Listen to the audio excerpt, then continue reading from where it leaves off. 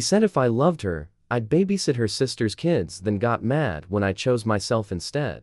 Hi, I'm Darren, 29, and 3 weeks ago, my girlfriend told me to step up or get out, so I got out. And then her sister tried to drop off her 3 demon kids at a M like I was the damn Saturday babysitter. Let's rewind to that Thursday night. We're on the couch. I'm half asleep, just finished a 50-hour week, and she turns to me like it's a business meeting. So my sister needs you to watch the kids every Saturday and Sunday. Like what? Apparently, her sister and her new boyfriend wanted their clubbing weekends back. You know, because parenting cramps their style.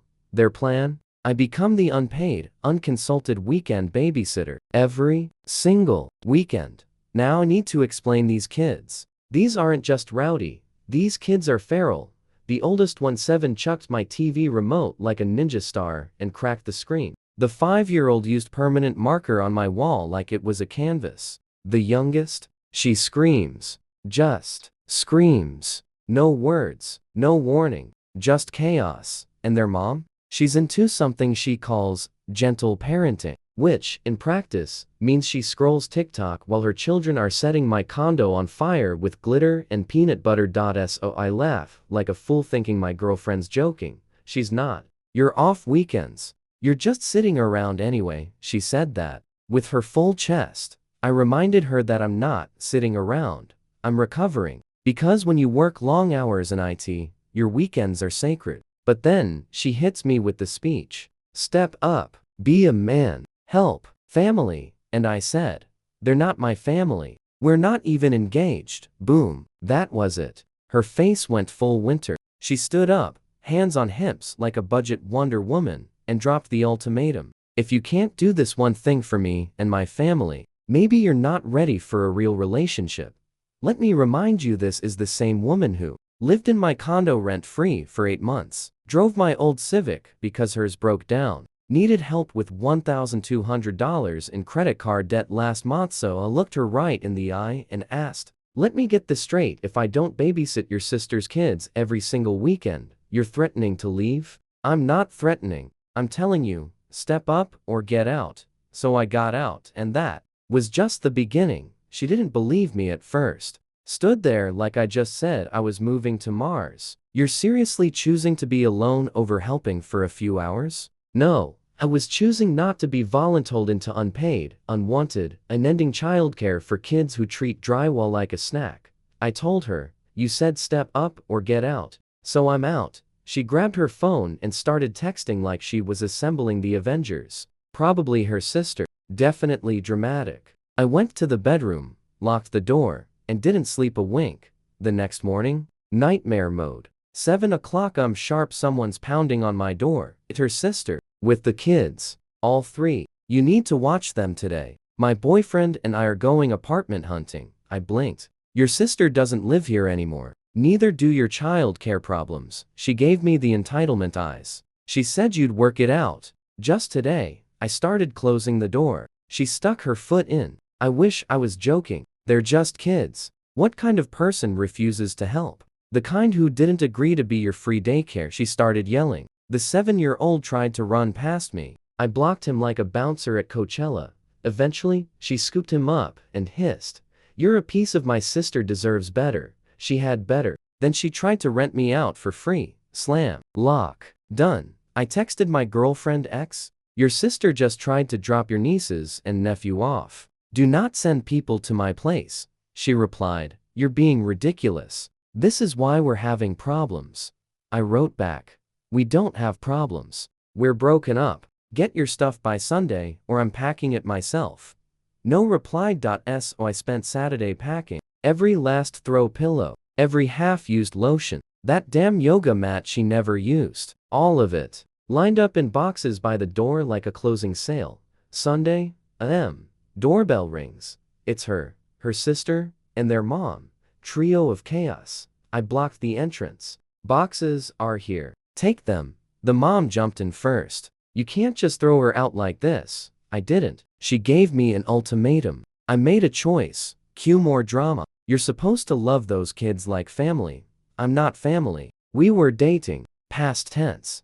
My ex finally whispered, eyes red, can we talk alone? We can talk right here. You've got 15 boxes to carry down. Better get started. Her sister stepped up. Got in my face. You're pathetic. A real man sets boundaries. Your turn to finish that sentence. She didn't. They hauled boxes down in silence. Her mom muttered something about me never finding someone better. Her sister called me heartless. My ex just looked numb. As they walked out for the last time, she turned to me, almost pleading, I can't believe you're doing this over something so stupid. Then you shouldn't have made it your line in the sand. I shut the door behind them, sat down, and for the first time in weeks, I exhaled. I thought that would be the end of it. It should have been, but when you say no to entitled people, they don't take it as a boundary. They take it as a challenge. Monday morning, Venmo notification. Her sister had the gall to send me a $400 request. The note? Child care fees you would have paid.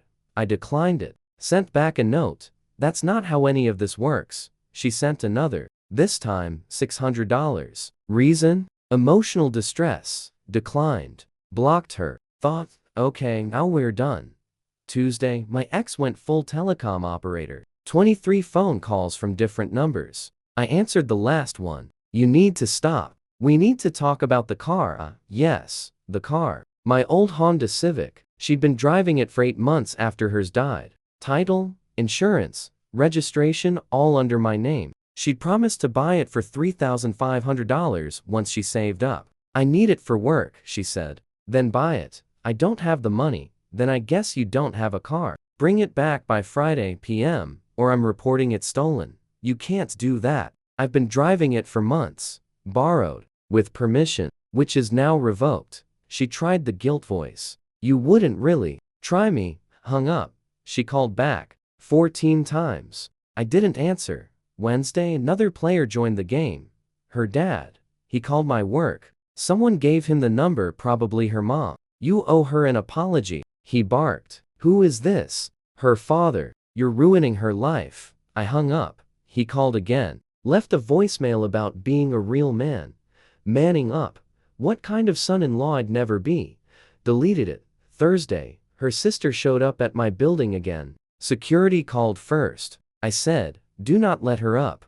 She threw a fit in the lobby. They had to escort her out. Later that day, 3 people sent me screenshots of her rant online. Said I was holding her sister hostage from her support system. Half the comments agreed. The other half? Called her out hard. Still, I didn't engage. Just screenshotted everything and saved it. Friday, p.m. Text from my ex. Can't bring the car today. Need more time. 5:00. Not negotiable. You're being unreasonable. I need transportation. Uber exists.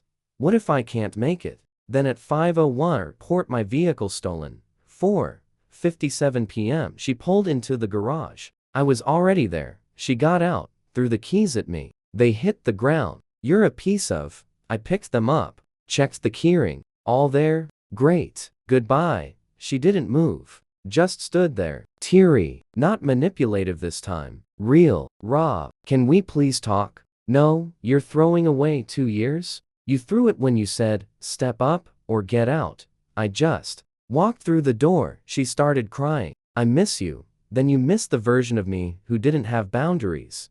Can't we work something out? Maybe just some weekends? No weekends. No free childcare. No unpaid labor so your sister can go get blackout drunk on gerbils. She wiped her eyes. You don't mean this. I mean every word. I got in the Civic. Started the engine. Saw her in my rearview mirror. Alone. Crying. But this time I felt nothing. And that's when I knew. It was really, truly over. You'd think after reclaiming my condo, and my weekends, I'd finally get peace. Nope. That was just the calm before the lawsuit energy hit. Saturday morning. I'm sitting in my favorite coffee shop, black coffee. Noise-canceling headphones. Peace. Then boom, the sister shows up. Slides into the seat across from me like we're old friends. We need to talk. I blinked. We really don't. She didn't flinch. You ruined my sister's life. Your sister ruined her own life when she tried to force a grown man into becoming a babysitter/sponsor. She's depressed. Barely eating. She gave me an ultimatum. I chose. Actions have consequences. You could fix this. How? Apologize for having boundaries? She stared at me like I just insulted air itself. I leaned in. Hey, where are your kids right now? She hesitated. With my boyfriend. Why? So he can watch them on Saturday mornings? That's different. How? Because we live together, and I didn't live with them. I didn't even agree to see them every week. Yet somehow I was expected to give up every single weekend for them. She opened her mouth, closed it. No comeback. I stood up, grabbed my coffee. Tell your sister I hope she finds what she's looking for. But I'm not it. I walked out. She didn't follow. Thought maybe that was the end. It wasn't. Monday, I get an email from her younger brother, a guy I'd only met once, at a barbecue where he wore Crocs and played Mario Kart with my neighbor's kids for 4 straight hours. Subject: Hey, man. I'm sorry. Turns out, he knew the whole story. Even the parts his family didn't. He said he'd heard both sides. But his sister left out a few important details like the ultimatum, the financial freeloading, and the fact that I was never even asked before being drafted as backup parent. You dodged a bullet, he wrote. She doesn't need a partner. She needs an unpaid assistant with the savings account. I replied with a simple, thanks for reaching out. Wednesday, the final cherry on this wild Sunday. I'm at the grocery store, middle of the cereal aisle, reaching for honey bunches of oats like a functioning adult. And there she is, my ex, with another guy, not her sister's boyfriend, not anyone I knew, just some dude with skinny jeans and a backwards hat, looking like he vapes mint-flavored air. She saw me. We locked eyes for half a second. She looked away. Fast. Didn't say a word. Neither did I, and it hit me right there in front of the granola bars. She'd already moved on, or was trying to. And I wasn't mad. I wasn't sad. I just felt clean. And no strings. No babysitting duty. No knock knock, drop-offs. No noise. No drama. I went home. Fixed the squeaky screen door. Finally cleaned the spare room. And I realized something. For the first time in months, maybe years, my weekends were mine again. Week 3. By now, you'd think everyone would have moved on, gotten the hint, found a new unpaid volunteer for their chaos crew. Spoiler: they didn't. Monday morning, new number. Text reads, hope you're happy. My sister's moving on. Found someone I replied. Good for her. I'm happy too. And I meant it. Not a sarcastic, good luck with that, but genuinely Godspeed. Mint vape guy. But then came the curveball. Tuesday, another number. Same area code. Same passive-aggressive tone. It was her mom. You should be ashamed of yourself. Throwing away a good woman over a few hours of babysitting. She's heartbroken. You'll regret this when you're alone at 40 with no kids and no one to love you. Cool. Blocked. Wednesday, voicemail from her dad. Again. Like the dark sequel to a bad movie. You've humiliated our family. Your job should know the kind of person they're employing. Excuse me? Did this man just threaten to call my workplace? I called back. Once. Calm voice. If you or anyone in your family contacts my employer, I'll file for harassment and defamation. This is your one warning. Click. Thursday, got paranoid. Bought a Ring camera. Changed the locks again. Not because I thought they'd come back, but because I'd finally learned. People who don't respect your no will test every door you forget to lock. Then came Friday. It was quiet. I almost let myself believe we'd turned the final page, until I got the email. Subject line, from the HOA board. My stomach dropped. I opened it.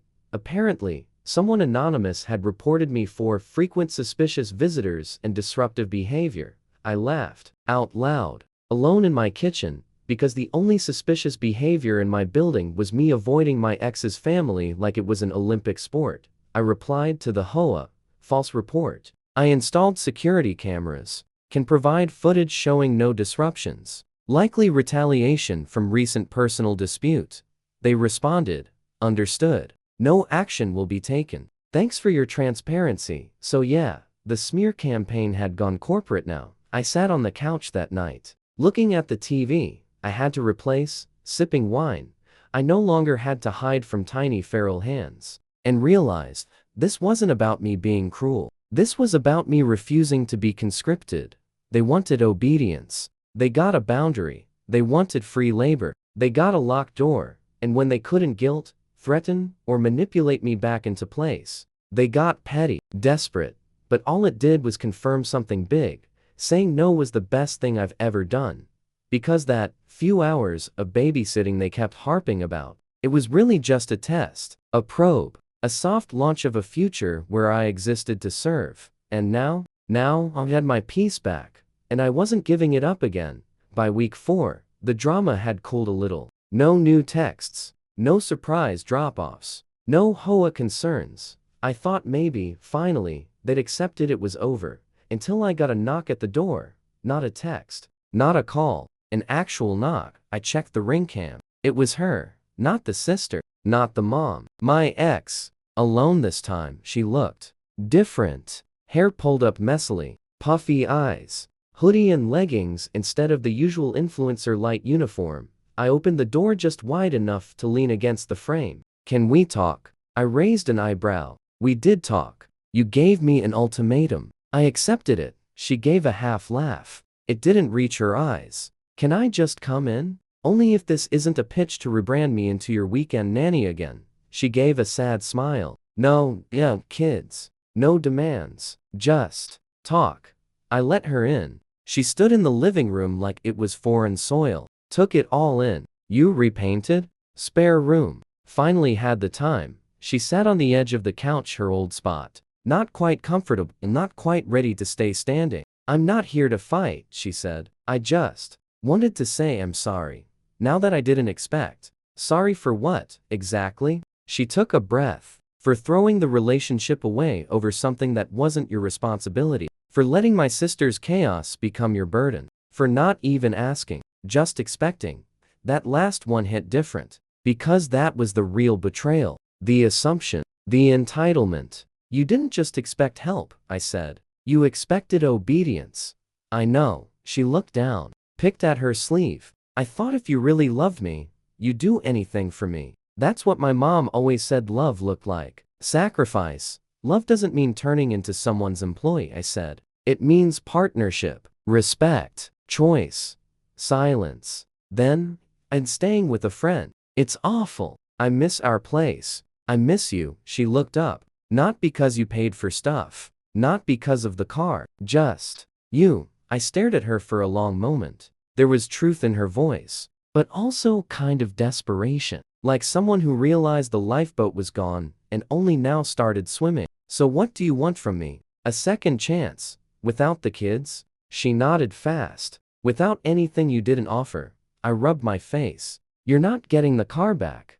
I know. And I'm not your bank. I know. Or your fixer.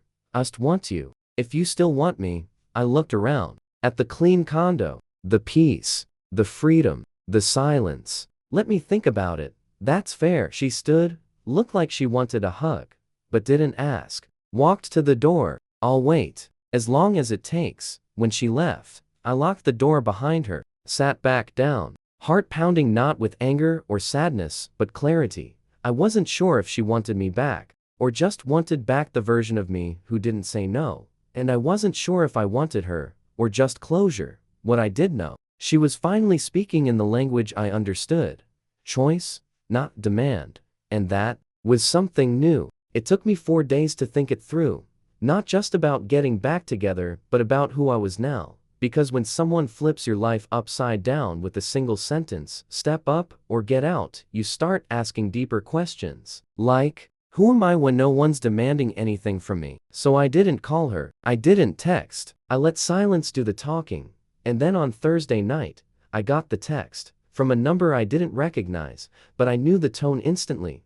FYI, your ex is dating someone new. Just thought you should know before she spins another story. There was a photo attached. Her, at dinner, same restaurant she once begged me to take her to. Across from her was skinny jeans vape guy, laughing, holding her hand. I stared at the photo for a long time. Not angry, not sad, just free. I didn't reply to the text, didn't even save the number, because suddenly, all that hope she might have changed, gone. All that talk about second chances, waiting for me, missing me, gone. She wanted a clean slate while already scribbling all over someone else's. That night, I opened the closet where I'd stuffed the last box of her things I hadn't dealt with, some hair clips, a hoodie, a half-empty bottle of shampoo, threw the whole box in the trash, and then I went out, not to party, not to move on, just to exist. I hit a bar with some friends, laughed harder than I had in months, ate greasy food, played pool, lived. I didn't check my phone all night. When I got home, there were 5 messages from her. Hey, can we talk? I know you probably saw the picture. It's not what it looks like. Please answer. I just needed someone to talk to. You were taking too long. I still want us. I didn't respond, because here's the thing. If your version of waiting for someone is dating someone else at the same time, you were never waiting. You were shopping. The next morning, I sent her a single text. Don't worry, you don't have to wait anymore. Blocked her number. Deleted the thread. Deleted the photo. Deleted the hope. Because that's what real closure is. Not just walking away from a bad situation, but refusing to reopen the door when chaos knocks in a new outfit. That weekend, I sat on my balcony, coffee in one hand, book in the other, sun warming my legs, and realized I hadn't thought about her in hours. And for once, it didn't feel like healing. It felt like arrival. She was finally gone. Not just from my condo, from my head, and damn, it felt good. 2 weeks later, I got one last message. No phone number. Just a folded envelope slipped under my door like I was being served papers by the ghost of breakups past. 3 pages. Handwritten. The penmanship was neat. She always had that going for her. Read it once, then once more, just to make sure I wasn't imagining the sheer delusion. I know I made mistakes. I didn't handle things the right way, but I was overwhelmed, trying to help my sister, and I thought you loved me enough to support that. It pivoted hard into martyr territory. I was under so much pressure. I didn't mean to pressure you. I never saw you as an ATM. I saw you as the one constant in my life. I'm willing to forgive you for changing the locks, for embarrassing me, for throwing me away. That line made me laugh out loud. She was willing to forgive me. What a generous queen. The last paragraph. A masterpiece of reverse psychology. If we could sit down one last time, maybe we could find peace. I still believe in us. I folded the letter and slid it into the drawer where I keep expired coupons and batteries that probably don't work.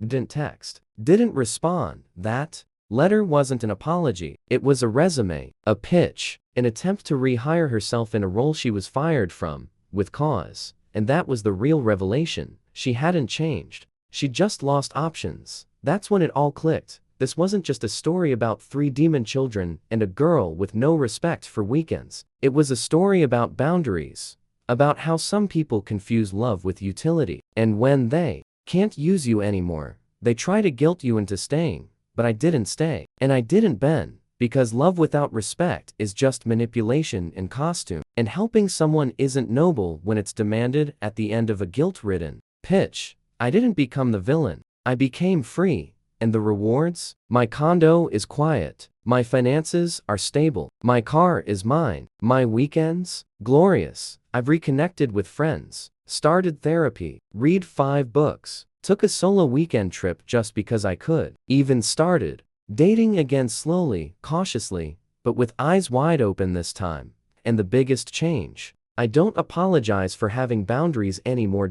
So, to anyone reading this who's being guilted, cornered, or voluntold into sacrificing your time, money, or sanity to keep someone else comfortable, here's your sign. Walk. Not angrily, not bitterly, just quietly, with your head held high.